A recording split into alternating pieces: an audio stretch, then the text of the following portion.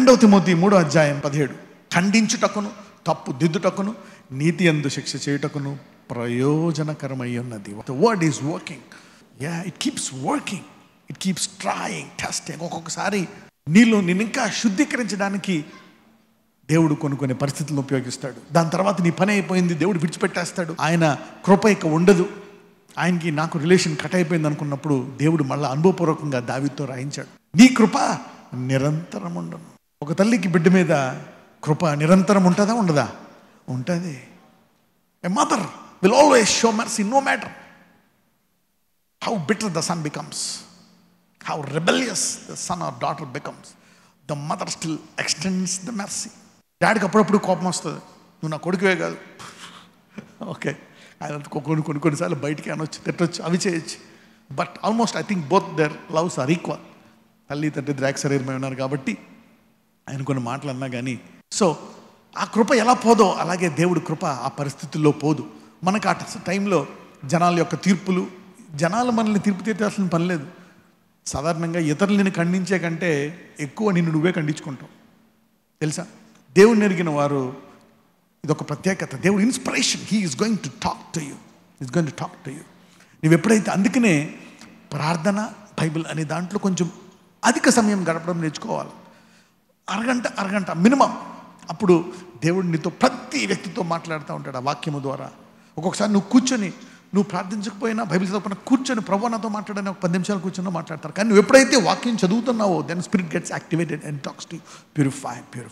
ఈ వాక్యం తర్వాత అనేకులు దేవుని యొక్క ప్రణాళిక యొక్క సంపూర్ణతలోకి వెళ్తున్నారు. Somebody is entering in to the perfect final destination. దీని తర్వాత David entered into his final destination. దీని తర్వాత దావీదు స్థిరపడిపోయాడు. David got established where he thought he would perish completely. ఇక్కడతో నా పని అయిపోయింది, నా రాజరికం అయిపోయింది, నా పరిస్థితి అయిపోయింది అనుకునే దావీదు, ఆ సమయము తర్వాత దావీదు యొక్క యుగ యుగములు స్థిరత్వం ఆరంభమైంది. Where man condemns and says you are finish, you did this. Not only for, మనం ఇప్పుడు ప్రాబ్లం ప్రమోషన్ అనేది చూస్తాం. Yes, promotion, but also purification, but also he perfected that which concerneth me.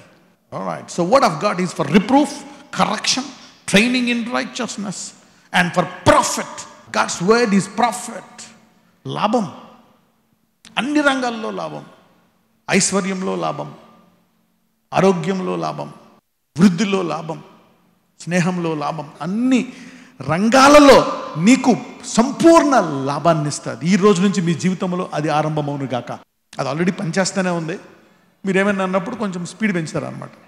Okay, 2 Timothy 3:12 క్రీస్తు యేసునందు సద్భక్తితో బ్రతుకను ఉద్దేశించు వారందరూ హింస పొందుదురు. ఇతరులు హింసించడమే కాదు, God will also try to purify you. God will also try to purify you. పౌలు ఒక మాట అంటాడు, అందరికీ తెలిసిందే, నేను ఎప్పుడు బలహీనుడనో అప్పుడు బలవంతుడను. How does that work out?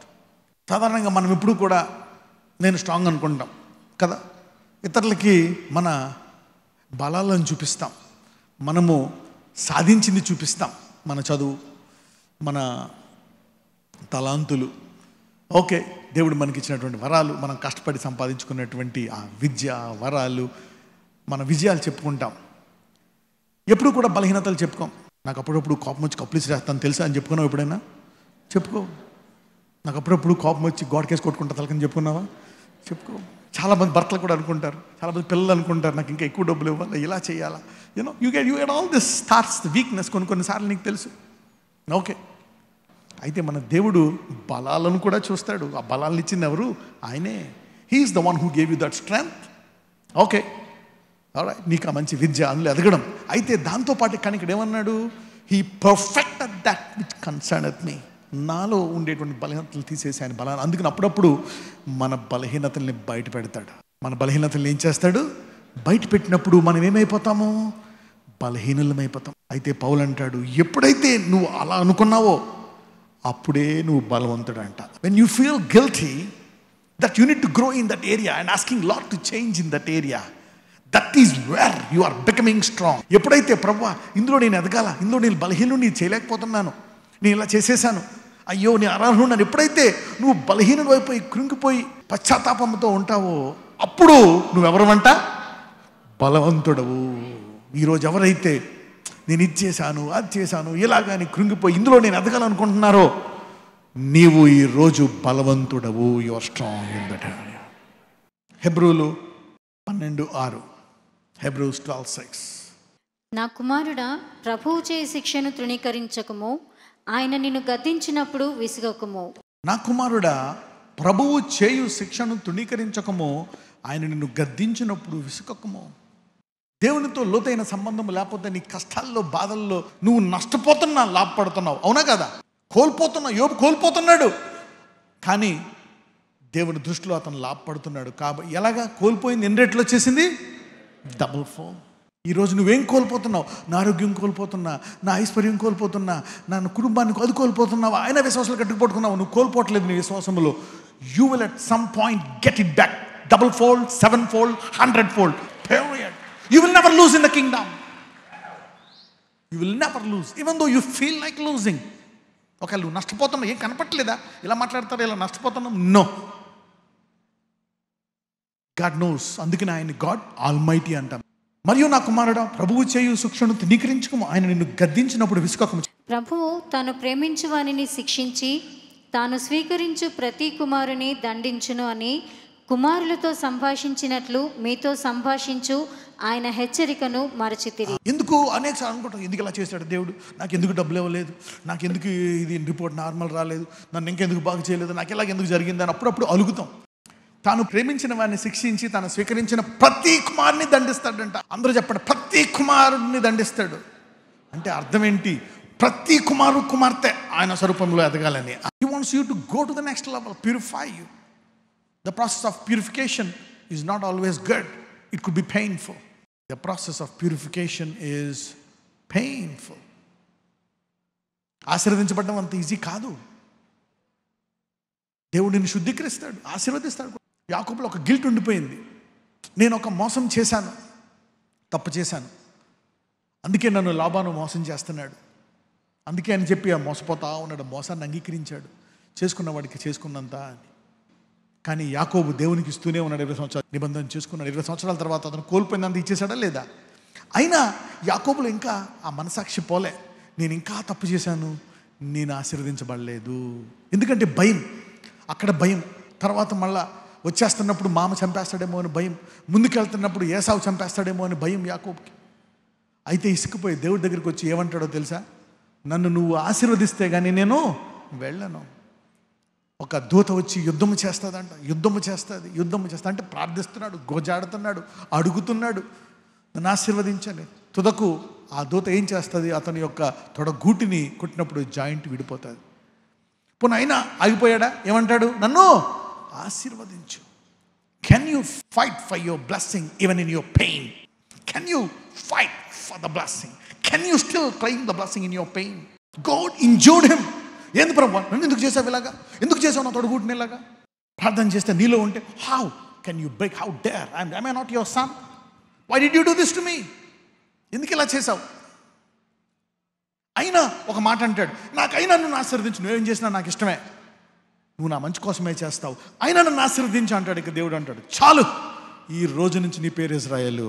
లోకమంతా నేను నిందిస్తున్నప్పుడు, బాధపడుతున్నప్పుడు ఇంకా నన్ను ఆశీర్వదించు అని నువ్వు అడుగుతున్నప్పుడు దేవుడు అది నీ పై. ఈరోజు ఎవరైతే ఎన్ని కష్టాలున్నా, చాలామంది అందుకే గుడికి రారు. ఏం చేశాడు ఈ దేవుడు, ఏం చేశాడు ఈ దేవుడు, నేను రా, నువ్వు వెళ్ళు. మా మమ్మీ డాడీకి ఏం చేశాడు, మా అమ్మమ్మకి ఏం చేశాడు, వాళ్ళకేం చేశాడు, వీళ్ళకేం చేశాడు. నీకేమైనా ఉండాలో తెలుసా? ఈ లోకంలో ఎవ్వరికీ చేయకపోయినా నాకు చేస్తాడు. Word is true. Let every man B a liar and God be true. Let every man B a liar and God be true. ఆ తొడగొట్టిని కొట్టినప్పుడు కూడా ఏమంటాడు? అయినా నేను నిన్ను విడిచిపెట్ట. ఈరోజు నీకు ఏదైనా జరిగింది, అది జరిగింది, అందరూ చెప్పండి, నా ఘోరమైన సమస్యలో కూడా నేను ఇంకా ఆశీర్వాదాన్ని అడుగుతాను. ఇప్పటికీ ఆ పేరు ఇజ్రాయేల్గా ఉందా లేదా? Still there. ఆ భాష ఇంకా ఉందా లేదా? ఆ మనుషులు ఉన్నారా లేదా? ఆ ప్రాంతం ఉందా లేదా? ఇప్పటికీ ఆయన ఇజ్రాయేల్ దేవుడా కాదా? ఇప్పటికీ ఆయన నీ దేవుడా కాదా? Yes, you see that now. This is what even God is teaching us from David. Can you still claim your blessing when you feel that you're unworthy? దేవుడు నాతో యుద్ధం చేస్తున్నాడు, దేవుడే అయినా క్లెయిమ్ చేయాలి. అంటే ఏంటి? నన్ను లోతుగా తెలుసుకున్న వారిలోనే నేను స్థిరపడతాను. దావీదు నన్ను లోతుగా తెలుసుకున్నాడు, అందుకని నేను దావీదు కుమారుడు అనిపించుకున్నాను. ఇజ్రాయిల్ నన్ను లోతుగా తెలుసుకున్నాడు, అందుకని నేను యాకోబు దేవుడు ఇజ్రాయిల్ దేవుడు అనిపించుకున్నాను. నీ నష్టములో, బాధలో, వేదనలో, కష్టములో కూడా నన్ను ఆశీర్వదించిన గట్టిగా పట్టుకుంటావా, ఈరోజు నీకు ఈ దేవుడికి తరతరముల సంబంధమైపోతుంది.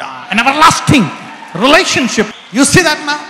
Others may think that వేరే వాళ్ళు అనుకోవచ్చు, నేను దేవుడు విడిచిపెట్టేశాడు, నీకేమీ లేదు, అందుకే ఏదో పాపం చేసావు, అది చేసావు, యు ఆర్ లెఫ్ట్. యేసు ప్రభువు వారు కూడా సహోదరుని అన్నారు, అమ్మ మీకు తెలుసు కదా మా యూదుల ఆచారం ప్రకారం అది ఒకప్పుడు మోషే ఇచ్చినటువంటి ఆజ్ఞ, మీరు వాళ్ళతో సహవాసం చేయకూడదు, తినకూడదు, అది తినకూడదు, ఇప్పుడు వేరు అప్పుడు వేరు. ఇప్పుడు ఏమంటాడు, మీరు సర్వలోకానికి వెళ్ళి, అది అప్పుడు అలా కాదు, మీరు ఇక్కడే చేయండి అని గుర్తుపెట్టుకోండి. అది ఇప్పుడు పనిచేయదు, ఇది అప్పుడు పనిచేయదు, ఎప్పుడుదప్పుడే. అందుకే పరిశుద్ధాత్ముడు ఈ రోజుకి అనుదిన ఆహారం ఇవ్వడానికి సిద్ధంగా ఉన్నాడు. The Holi spirit will lively give you the food for the day.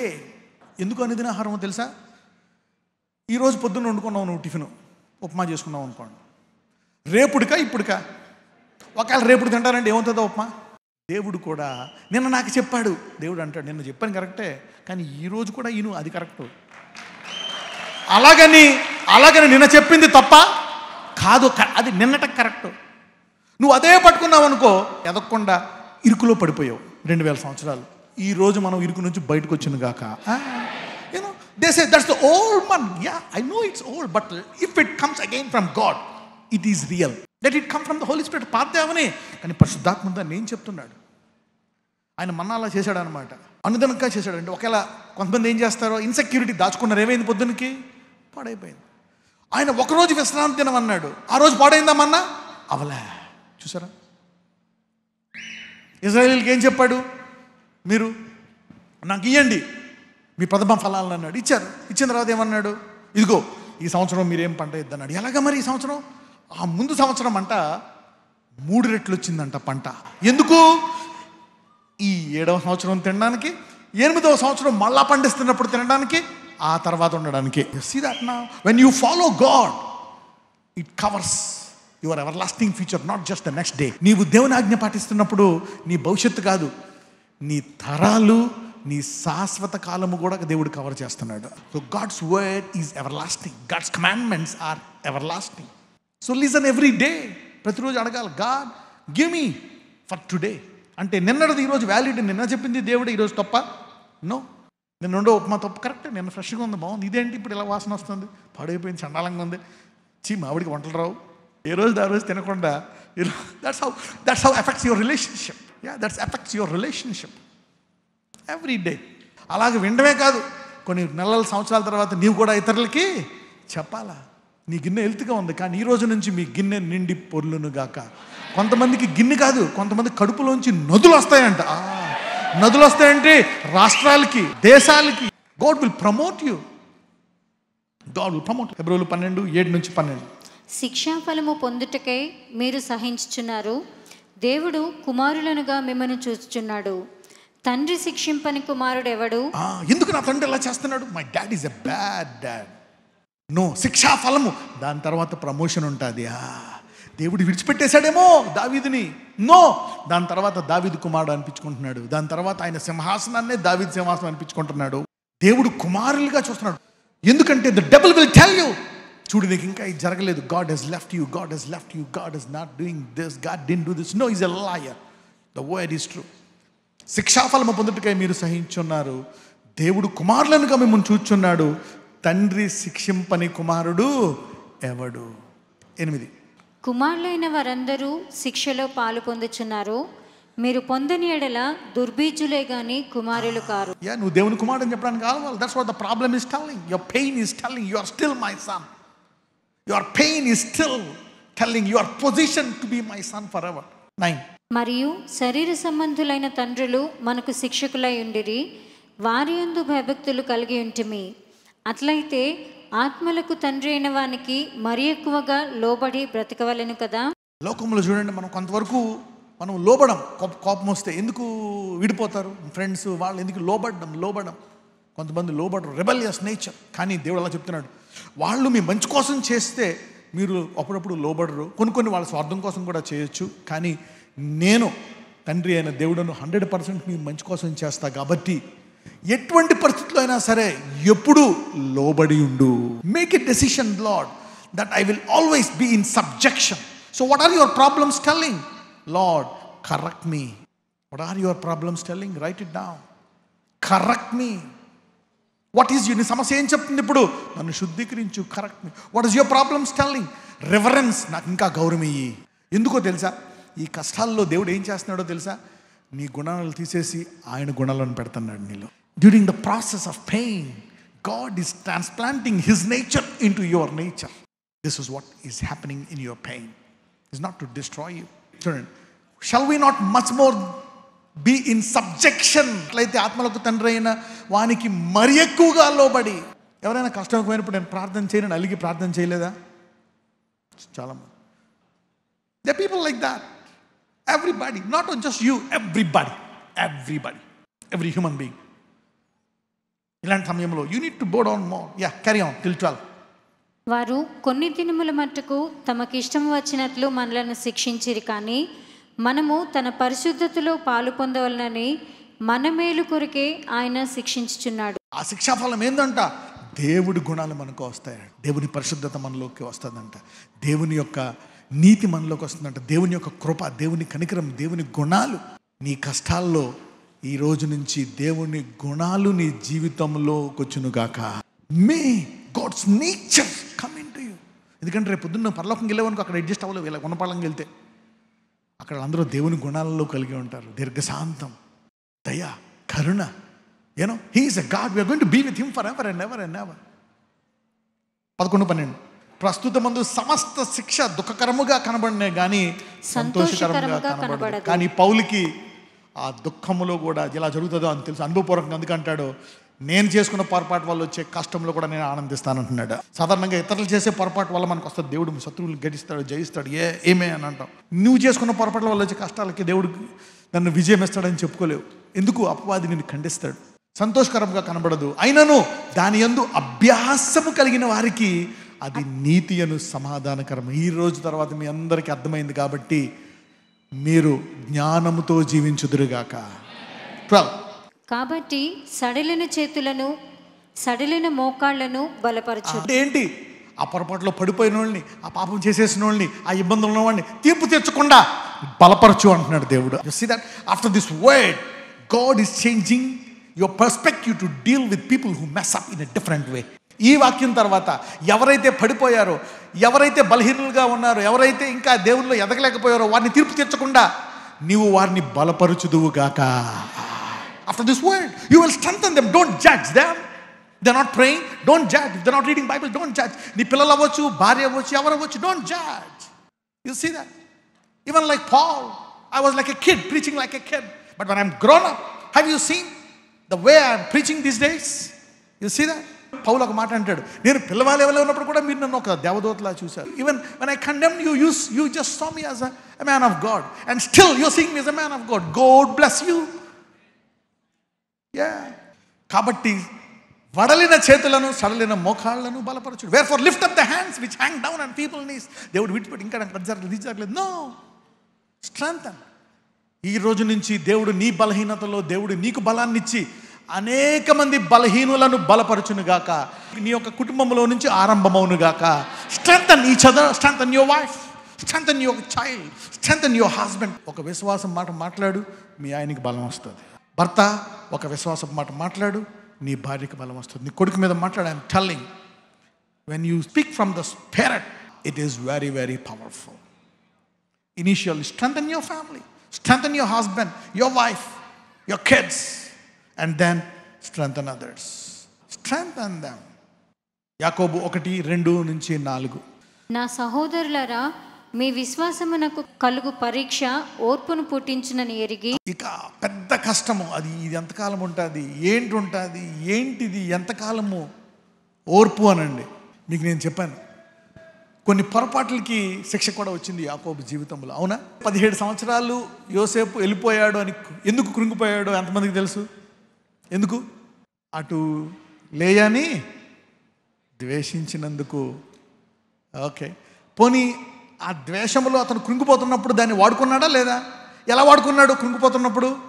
తన 11 మంది కఠిన హృదయాలు, నరహత్య చేయాలనేటువంటి హృదయాలను ఎలా మార్చేశాడు? పశ్చాత్తాపముతో తండ్రి యొక్క ప్రియకుమారుల్లాగా మార్చేశాడు. అంటే ఒక కష్టాన్ని దేవుడు లాభానికి ఎలా వాడుతున్నాడు అని అర్థమైందా లేదా? యు సీ దట్ నా? నా సహోదరులారా, మీ విశ్వాసమునకు కలుగు పరీక్ష ఓర్పును పుట్టించునని ఎరిగి. అంటే ఏంటి? దేవుడు నీ జీవితంలో ఘనంగా ముగిస్తాడు, నీ అవమానాలన్నీ తీసేస్తాడు. God is a good finisher. అలాగని తెలిసినప్పుడు నీకేమిస్తుందంట? ఓర్పు. దావీదు ఓర్పుతో కనిపెట్టుకున్నాడు, యాకోబు ఓర్పుతో కనిపెట్టుకున్నాడు, ఇస్సాకు ఓర్పుతో కనిపెట్టుకున్నాడు, అబ్రహాము ఓర్పుతో కనిపెట్టుకున్నాడు. చూద్దాం 3:4. మీరు నానా విధములైన శోధనలలో పడినప్పుడు అది మహా ఆనందమని ఎంచుకో. సరే, ఇతరులు కష్టపెట్టినప్పుడు ఆనందపడతా, దేవుడు వారితో యుద్ధం చేస్తాడు, నేను నెగ్గుతాను అని. నేను చేసిన పొరపాట్లలో పడిపోతే ఆనందం ఎలా వస్తుంది? గిల్ట్ వస్తుంది కదా. ఈరోజు ఆ విషయంలో కూడా దేవుడు నీకు నిరీక్షణ ఇచ్చి ఘనంగా ముగిస్తాడనే ఆనందపడమంటున్నాడు. ఒకవేళ దావీదు ఆ మంచం మీద అంగలార్పు పడుతున్నప్పుడు ఈ దేవుడు నిన్ను స్థిరపరచబోతున్నాడు, దావీదుకు మనం అనిపించుకోవాలని తెలిసినప్పుడు దావీదు ఏం చేస్తాడు? ఏడుస్తాడా లేక సంతోషపడతాడా? ఆ బాధలో కూడా ఏడుస్తాడు, సంతోషం కూడా పడతాడు. Today may you live in faith with mixed feelings.